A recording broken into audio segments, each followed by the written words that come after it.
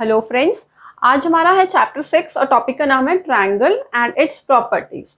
तो सबसे पहले हम पढ़ेंगे ट्रायंगल।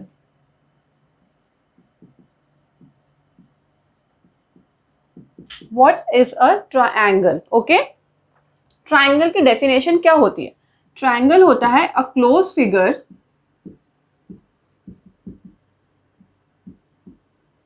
Having 3 line segment. देखो इसका क्या मतलब है कि 3 लाइन सेगमेंट से बना हुआ कोई ऐसा फिगर जो क्लोज हो तो वो क्या कहते हैं? ट्रायंगल। अब लाइन सेगमेंट, 3 लाइन सेगमेंट से कैसे बनेगा क्लोज फिगर? लाइक दिस, या ऐसा भी हो सकता है। ठीक है, it can be like this. तो ये सारे के सारे क्या हैं? ट्रायंगल्स, क्योंकि इन तीनों में ही 3 लाइन सेगमेंट है। एंड ट्रायंगल किसी भी तरीके का बन सकता है हमारा, बस होना क्या चाहिए? 3 लाइन सेगमेंट्स और क्लोज फिगर होना चाहिए। ट्राई का मीन्स क्या होता है? Try means 3। ठीक है, अब एक तो ये पता चला कि 3 लाइन सेगमेंट होने चाहिए। सेकंड, इसकी क्या डेफिनेशन हो सकती है कि ट्राई एंगल, नाम से ही पता चल रहा है, try means 3, angle means angle, मतलब जिसके पास 3 एंगल हो, which has 3 angle.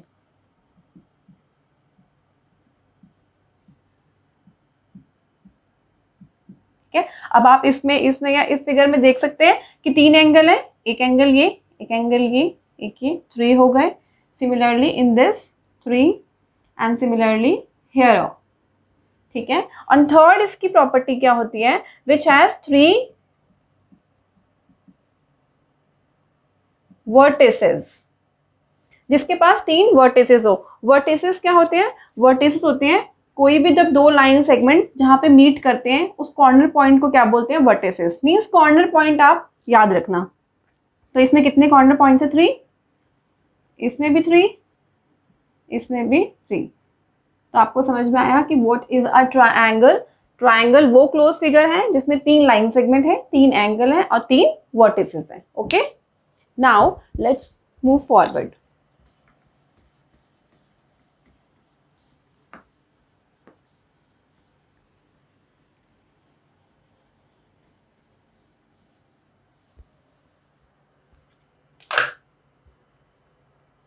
Now, the next topic is median.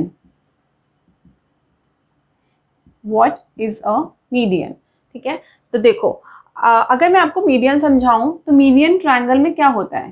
Suppose ये मेरे पास कोई ट्रायंगल है ए बी सी, तो इस ट्रायंगल में मीडियन क्या होगा और कितने मीडियन होंगे इस ट्रायंगल में, हमें ये भी समझना है। देखो, मीडियन होता है किसी भी वर्टिसेस को हमें लेना है, ठीक है, मीन्स कॉर्नर पॉइंट को। उस कॉर्नर पॉइंट से उसकी ऑपोजिट वाले लाइन सेगमेंट पे इस तरीके से लाइन ड्रॉ करनी है कि वो उस ऑपोजिट लाइन को मिड पॉइंट पे कट करें। देखो, अगर मैं ए वर्टिसेस को लेती हूँ तो इसका ऑपोजिट लाइन क्या है? ऑपोजिट लाइन सेगमेंट है बीसी। बीसी का मिड पॉइंट अगर ये है, फॉर एग्जाम्पल बीसी का मिड पॉइंट है ये, इसको हमने नाम दिया ई, तो ए ई क्या होगा? Median of the triangle. समझ में आया? सिमिलरली ऐसे ही क्या होगा, बी से अगर मैं देखूं तो बी का, बी वर्टिसेस का ऑपोजिट लाइन सेगमेंट है एसी। एसी का अगर मिड पॉइंट ये है, सपोज ये डी है, तो ये क्या होगा? बीडी। तो ये भी बीडी हमारा क्या है? मीडियन। ठीक है, अगर मैं सी से देखूं और मैं सी का ऑपोजिट लाइन सेगमेंट है ए बी, ए बी का मिड पॉइंट अगर है एफ, तो सी एफ। तो इस ट्रायंगल में कितने मीडियन हुए हमारे? ए ई, एक हुआ बी डी और एक हुआ सी एफ। तो हमारी जो मीडियन की है डेफिनेशन क्या बनी? मीडियन की डेफिनेशन होगी एनी लाइन सेगमेंट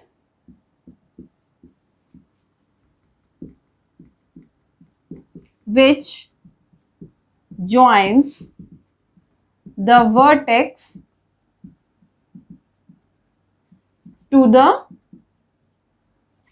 वो लाइन सेगमेंट जो ज्वाइन किसको करता है? वर्टेक्स को किससे करता है? To the mid point of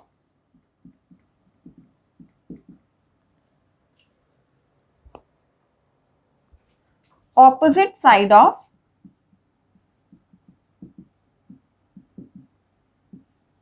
that vertex. Clear?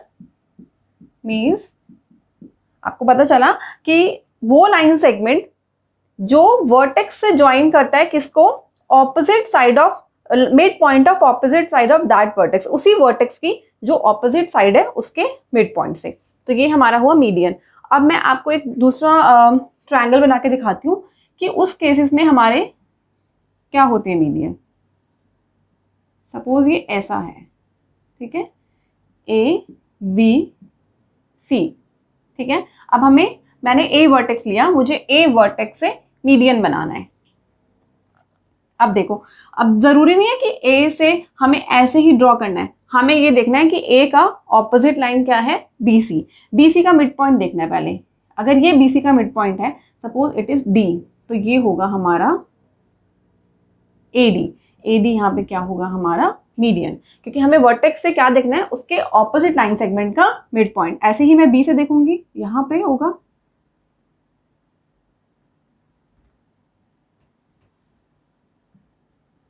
ऐसे ही सी से। क्लियर? तो ये हमारा हुआ, this was all about median. So let's move forward to our next topic which is altitude.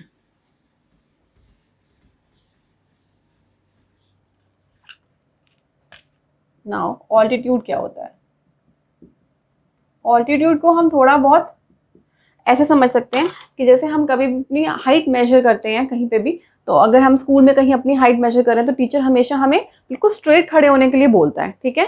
तो हाइट में हम हाइट को ऑल्टीट्यूड से भी चेंज कर सकते हैं। हाइट मीन्स मतलब ऑल्टीट्यूड मीन्स हाइट, ठीक है। जैसे हम हाइट में बिल्कुल सीधा खड़े होते हैं, ऐसे ही ऑल्टीट्यूड में भी हमें बिल्कुल सीधा मीन्स 90 डिग्री। तो ऐसे ही ऑल्टीट्यूड को भी कहीं ना कहीं 90 डिग्री एंगल से it has some relation with 90 degree angle. देखो कैसे, सपोज कि ये मेरा कोई ट्रायंगल है ABC, इसमें ऑल्टीट्यूड क्या होगा? देखो मीडियन में क्या होता था, मीडियन में था कि वर्टेक्स का हम उस वर्टेक्स के ऑपोजिट लाइन सेगमेंट लेते थे, उस ऑपोजिट लाइन सेगमेंट के मिड पॉइंट से उस वर्टेक्स को मीट करा देते थे। लेकिन अभी हमने क्या देखना है, किसी वर्टेक्स को देखना है। वर्टेक्स पे जो ऑपोजिट लाइन सेगमेंट है, वर्टेक्स वहां पे 90 डिग्री एंगल बनाते हुए फॉल करेगा, 90 डिग्री, चाहे वो मिड पॉइंट पे आ रहा है या नहीं आ रहा, नो मैटर, लेकिन हमें सिर्फ 90 डिग्री एंगल देखना है, ठीक है। तो यहाँ पे AD क्या हो जाएगा हमारा ऑल्टीट्यूड। या फिर अगर मैं बोलूँ इस तरीके का ट्रायंगल है हमारा, समथिंग लाइक दिस, ABC, ठीक है। तो इस केस में हम क्या करेंगे, अगर मैं A से अपना ऑल्टीट्यूड मुझे A वर्टेक्स से देखना है, तो मेरे को सिर्फ 90 डिग्री एंगल फॉल कराना है यहाँ पे, चाहे वो ऑपोजिट लाइन सेगमेंट के कहीं पे भी आ रहा हो, मिड में आ रहा हो, साइड में आ रहा हो, बस मुझे 90 डिग्री देखना है। अगर ये B है तो AD मेरा क्या हो जाएगा, ऑल्टीट्यूड। अगर सिमिलरली अगर मैं इसी सेम ट्रायंगल में मीडियन निकालने को बोलती हूँ, तो आपका क्या हो जाएगा, आपको अगर मैं A वर्टेक्स से मीडियन निकालने को बोलती हूँ तो BC का मिड पॉइंट लेंगे, सपोज ये होगा E, तो ये हमारा हो जाएगा मीडियन। तो AE हमारा हो जाएगा मीडियन, whereas AD हो जाएगा altitude. Clear? So let's move forward.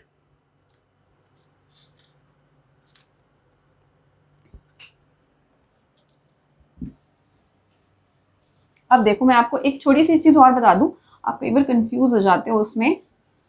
अगर इस तरीके का कोई हमारा ट्रायंगल आता है, इस तरीके का, समथिंग लाइक दिस, और आपको उसने ऑल्टीट्यूड निकालने को बोला है, तो आप इस केस में क्या करोगे? मेरे पास ये ट्रायंगल है ABC, ठीक है। तो देखो वो बोल रहे हैं कि A से भी ऑल्टीट्यूड निकालो, B से भी और C से भी। अब अगर वो A से बोलता है तो A वर्टेक्स का ऑपोजिट लाइन वैसे तो BC है, ठीक है। तो ये 90 डिग्री एंगल तो यहाँ बनाएगा, लेकिन BC तो हमारा यहीं पे खत्म हो जाता है, तो हम इसको एक्सटेंड करेंगे और इसको सपोज मैंने कोई नाम दिया Z, तो यहाँ मेरा ऑल्टीट्यूड हो जाएगा AZ। तो जरूरी नहीं है कि ऑल्टीट्यूड ट्रायंगल के अंदर ही लाई करता है, ऑल्टीट्यूड कभी कभी लेकिन वो किसके ट्रायंगल के आउटसाइड भी लाई करता है, लेकिन वो कौन से ट्रायंगल होंगे? Obtuse triangle. ये मेरा कौन सा ट्रायंगल है? ऑब्ट्यूज। ठीक है, तो ऑब्ट्यूज के केस में ऑल्टीट्यूड ट्रायंगल के बाहर लाई करता है, वेयरएज अगर हमारा ट्रायंगल एक्यूट है तो ऐसा नहीं होगा, तब हमारे सारे ऑल्टीट्यूड क्या होंगे? ट्रायंगल के अंदर ही होंगे। ऑब्ट्यूज में आपने देखा ना कैसे बाहर है। अब अगर मैं बी से देखूं तो बी का तो यही होगा, इसका 90 डिग्री बनाएंगे हम ऑपोजिट लाइन सेगमेंट पे। तो ये अगर है y तो हमारे पास एक ऑल्टीट्यूड हो गया ए जेड, दूसरा हो गया बी वाई। अब हमें सी से देखना है, सी का 90 डिग्री हमारा क्या बनेगा? अब देखो सी का ऑपोजिट हमारा लाइन सेगमेंट ये वाली है, ठीक है, तो सी का तो हमारा वही है, सी बी नहीं बोलेंगे लेकिन हम, क्योंकि सी बी 90 डिग्री नहीं है इस पे, सी बी हमें 90 डिग्री कहाँ बना है? यहाँ पे, तो हमें उसका ऑपोजिट लाइन सेगमेंट भी ड्रॉ करना पड़ेगा, तो सी जेड हो जाएगा, ये सी जेड। ठीक है, clear? This was all about altitude.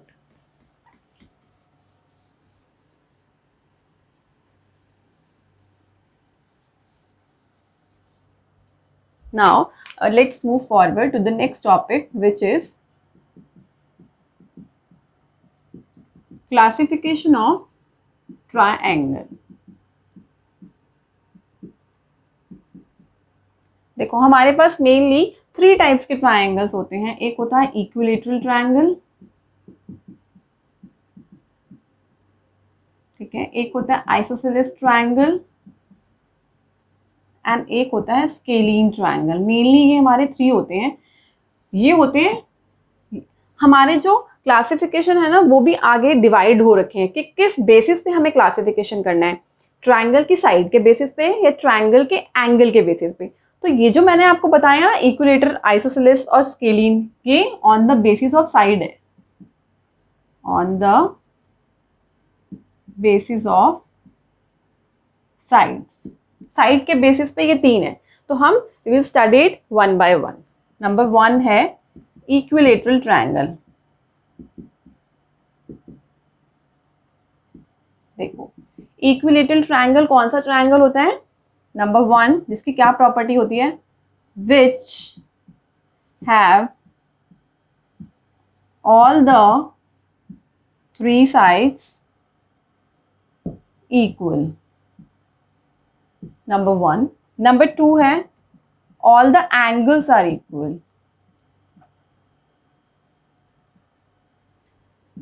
तो इक्विलेटरल ट्रायंगल हमारा कौन सा हुआ? जिसमें हमारी तीनों साइड भी इक्वल होती हैं और तीनों एंगल भी इक्वल होते हैं। कैसे? फॉर एग्जाम्पल मैंने ये ट्रायंगल बनाया ए बी सी। ये मेरा इक्विलेटर कब होगा? जब A B is equal to B C is equal to C A. ये हमारा इक्वल का साइन होता है। इक्वल के साइन को हम कैसे डिनोट करते हैं? With this line. Also all the 3 angles are equal. Angle A is equal to angle B is equal to angle C. ठीक है, अब देखो ये हमारे पास क्या हो गया? इक्विलेटर ट्रायंगल, जिसमें तीनों साइड भी इक्वल है, तीनों एंगल भी इक्वल है। इस एंगल से हमें एक और नई चीज पता चली। देखो एक ना ट्रायंगल की प्रॉपर्टी होती है,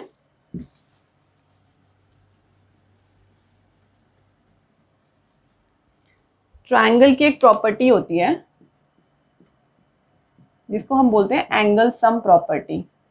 वैसे ट्रायंगल की मेनली 3 प्रॉपर्टी होती है, मैं अभी आपको एक यहाँ बता रही हूँ क्योंकि वो एक मेरी इस इक्विलेटर ट्रायंगल में यूज आएगी। तो जो एंगल सम प्रॉपर्टी होती है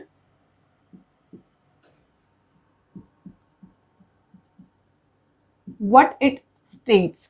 It states that the sum of all the 3 angle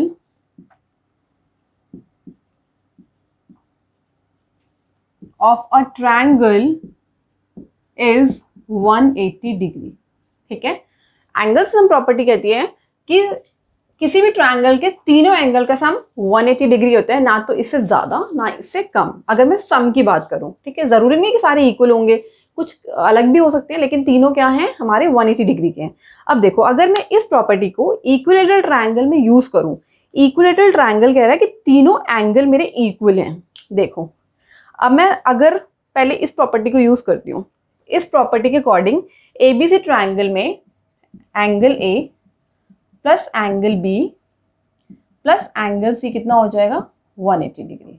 but क्योंकि हम इक्विलेटरल की बात कर रहे हैं तो तीनों एंगल इक्वल हैं, तो मैं एंगल बी को भी एंगल ए लिख सकती हूँ और एंगल सी को भी एंगल ए। तो angle A plus A plus A 3 times हो गया, 3 times angle A is 180 degree. तो एंगल ए कितना हो गया 60 डिग्री। तो आपको एक और नई चीज पता चली कि जो इक्विलेटरल ट्रायंगल्स होते हैं उनमें each angle is 60 degree, 60 degree, 60 degree, 60 degree, क्योंकि this is the only way जिससे ये तीनों एंगल इक्वल हो सकते हैं। इसके अलावा कोई भी वैल्यू एंगल की ऐसी नहीं है कि मैं सारे एंगल भी इक्वल कर दूं और इस प्रॉपर्टी को भी होल्ड कराऊं कि sum of all the angle is 180। अगर मैं तीनों को 50 50 50 लूंगी तो 150 हो जाएगा, 70 लूंगी तो कोई भी, there is no any other way. सिर्फ द ओनली वे इज कि इक्विलेटरल ट्रायंगल में अगर सारे एंगल भी इक्वल हैं और वो कह रहा है कि तीनों एंगल का सम भी 180 है तो ईच एंगल इज 60 डिग्री। ठीक है। Now the next type of triangle is, अभी देखो हम कर रहे हैं classification of triangle on the basis of its side. तो जो सेकंड टाइप है ट्रायंगल का वो है आइसोसेलेस ट्रायंगल। अब देखो आइसोसेलेस ट्रायंगल क्या होता है, इसकी क्या प्रॉपर्टी होती है। नंबर 1 इसमें होता है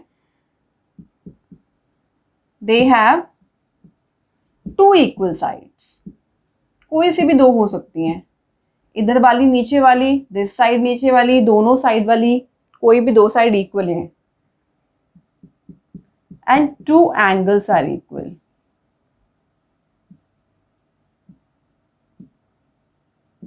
ओके, इसमें क्या होगा, देखो इस तरीके से बनता है ये, something like this.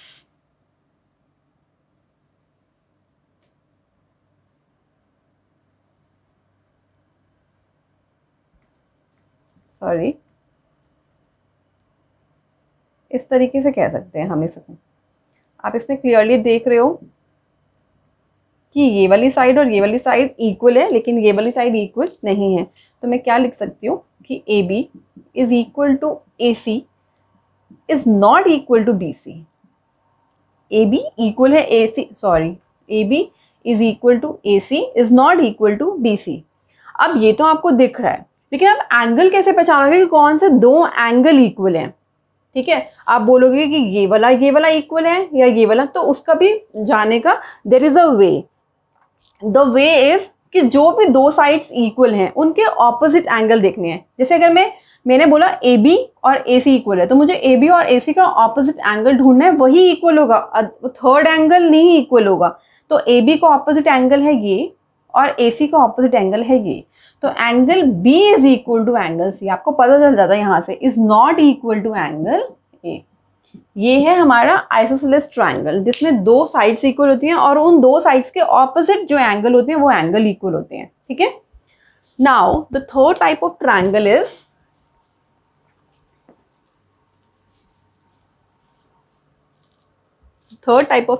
Is scalene triangle.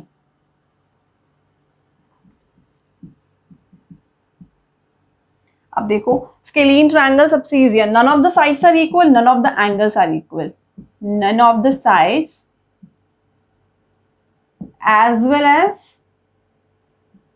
none of the angle are equal।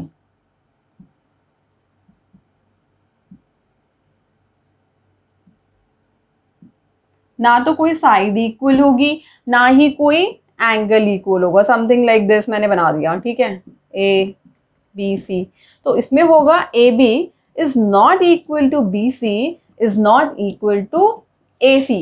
Similarly angle A is not equal to angle B is not equal to angle C। This was all about the scalene triangle। ठीक है।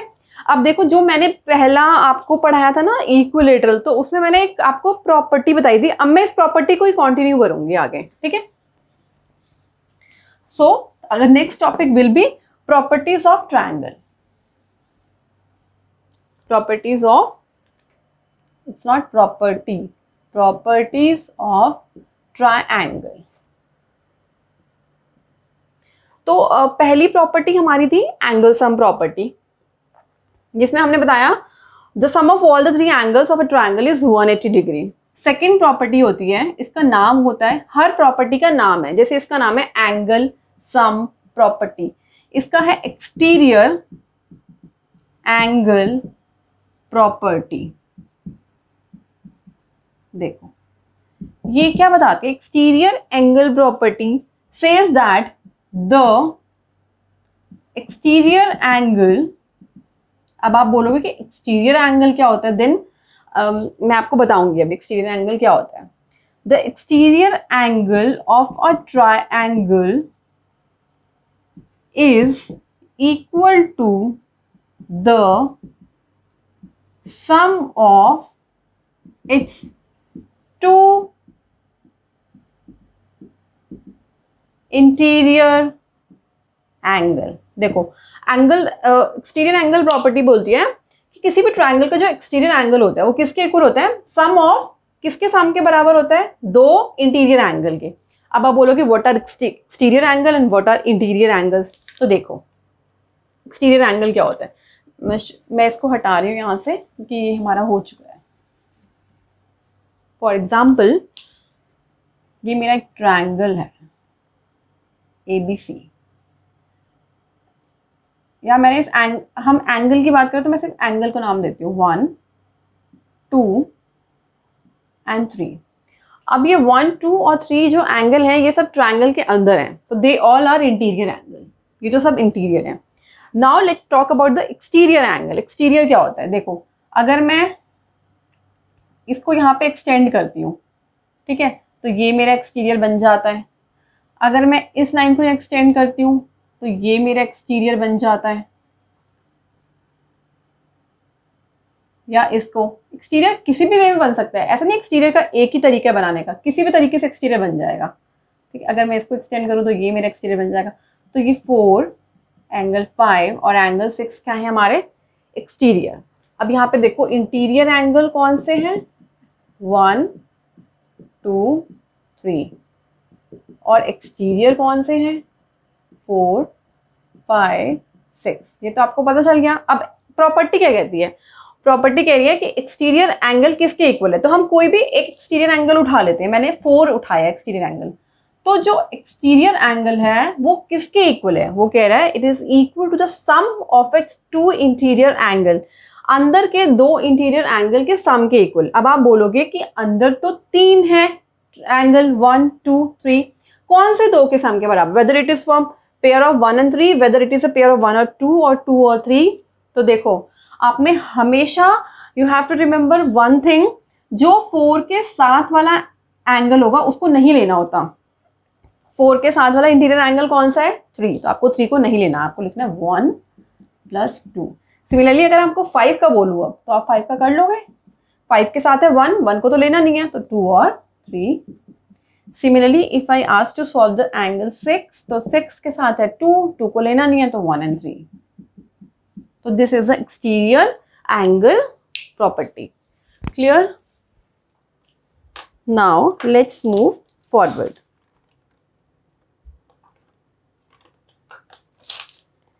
आप इसका एक example भी कर सकते हैं, जो मैंने अभी आपको प्रॉपर्टीज कराई हैं और टाइप्स ऑफ एंगल कराए हैं, टाइप्स ऑफ ट्रायंगल। इससे पहले ना न्यूमेरिकल करने से, कुछ सम्स करने से पहले मैंने आपको ये तो बताया कि classification of triangle on the basis of side, लेकिन अब हम करेंगे क्लासिफिकेशन ऑफ ट्रायंगल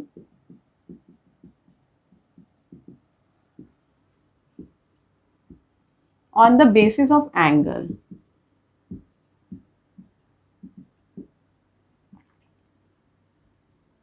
देखो साइड्स के बेसिस पे तो इक्विलेटरल था, आइसोसेलेस था और स्केलिन था। एंगल्स के बेसिस पे एक होता है एक्यूट एंगल ट्रायंगल, एक होता है ऑब्ट्यूज एंगल ट्रायंगल, इसको बोलते हैं obtuse angled triangle, and the third is right angle angled triangle. देखो एक्यूट एंगल ट्रायंगल कौन सा होता है, जिसमें सारे के सारे एंगल लेस देन 90 होंगे। All the three angle are less than का साइन आपको पता है ना, लेस देन 90 डिग्री। कैसे? सपोज मैंने ये एक ट्राइंगल बनाया है ABC, ये मेरा एक्यूट एंगल ट्राइंगल है, क्योंकि आप इसमें देख रहे हो कि सारे के सारे एंगल लेस देन 90 है, कोई भी मेरा 90 से बड़ा नहीं है, तो ये क्या है? Acute. Now let's come to the next obtuse angle triangle. Obtuse में क्या होता है? One angle is greater than 90 degree.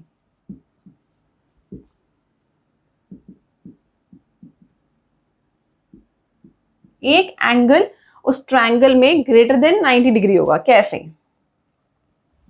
Similar अगर मैं इस तरीके का कोई ट्रायंगल बनाती हूँ ABC, तो आप देख रहे हैं ये वाला जो एंगल है clearly it is showing that it is greater than 90 degree, तो ये हो गया obtuse angle triangle. Right angle triangle कौन सा होता है? In which one angle is equal to 90 degree, equal to 90 degree. जैसे कि मैं ये बनाऊं, you can take this example. आप देख रहे हो कि 90 डिग्री एंगल है, तो ये मेरा क्या हो जाएगा? Right angle triangle. अब आपने क्लासिफिकेशन ऑफ ट्रायंगल्स पढ़े, on the basis of side भी पढ़ ली, on the basis of angle भी पढ़ लिए। अब मैं आपको एक क्वेश्चन कराती हूँ जिसमें आपका सब कुछ यूज होगा। You have to use the properties, you have to use the classification, बहुत सारी चीजें आपको यूज होंगी।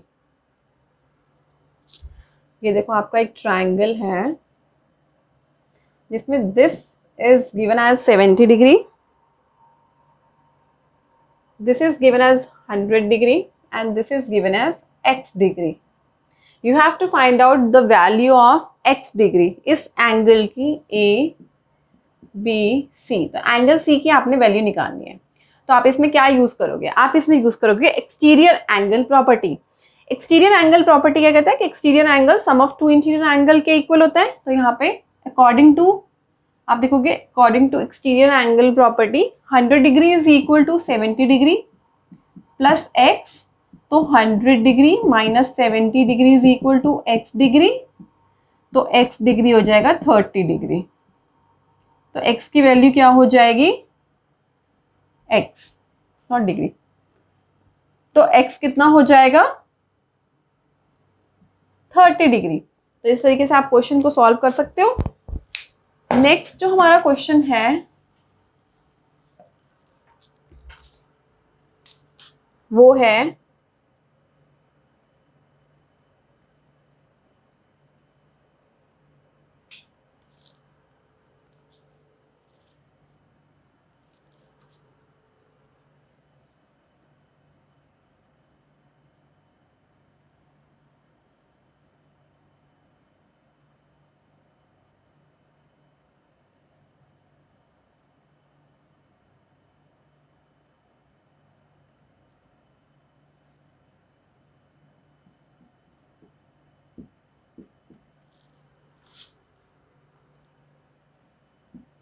ये हमें एंगल दिया हुआ है 140 डिग्री, ये x और 90। तो इसमें भी आप एक्सटीरियर एंगल प्रॉपर्टी यूज करोगे।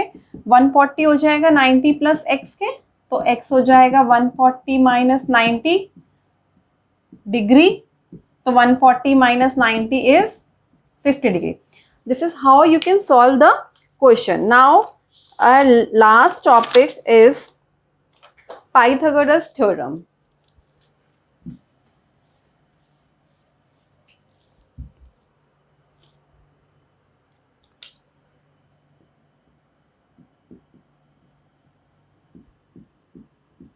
पाइथागोरस थ्योरम को मैं आपको अगर बताऊं तो उससे पहले आपको कुछ टर्म्स याद रखनी पड़ेंगी इसमें।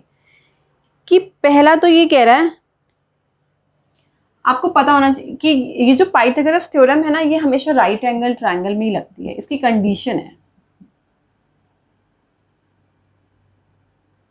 ठीक है। पहले तो ये राइट एंगल ट्रायंगल में ही लगेगी, मतलब कि जो सपोज मैंने ऐसा कोई ट्रायंगल बनाया ABC, ये हमारा राइट एंगल ट्रायंगल है, इसमें हम पाइथागोरस थ्योरम लगा सकते हैं। अब पाइथागोरस थ्योरम कहती क्या है? पाइथागोरस थ्योरम कहती है द हाइपोटेनियस का जो स्क्वायर है वो किसके इक्वल है? हाइपोटेनियस होता कौन सा है? किसी भी ट्रायंगल में 3 लाइन सेगमेंट होते हैं। अगर वो ट्रायंगल जो है वो राइट एंगल ट्रायंगल है, तो जो 90 डिग्री एंगल है उसके सामने वाली जो लाइन है उसको हम हाइपोटेनियस कहते हैं। ये हमेशा याद रखना। तो पाइथागोरस थ्योरम कहती है कि हाइपोटेनियस का स्क्वायर जो भी अदर 2 लाइन सेगमेंट बच गए उन दोनों के स्क्वायर के सम के इक्वल होता है। इसको अगर मैं एक लेग बोल रही हूँ, वन लेग का स्क्वायर प्लस अदर लेग का स्क्वायर, तो यहाँ पे जो है अगर मैं इस एंगल की बात, ट्रायंगल की बात करूं, तो AC का जो स्क्वायर है वो होगा AB का स्क्वायर प्लस BC का स्क्वायर। तो this what the Pythagoras theorem says कि राइट एंगल ट्रायंगल में हाइपोटेनियस का स्क्वायर क्या होता है, जो बाकी 2 आर्म्स बची हैं या लेग कह सकते हो बची हैं ट्रायंगल की, उन दोनों के स्क्वायर के सम के इक्वल होता है। तो ये था हमारा Pythagoras theorem. This all completes my chapter 6। Thank you.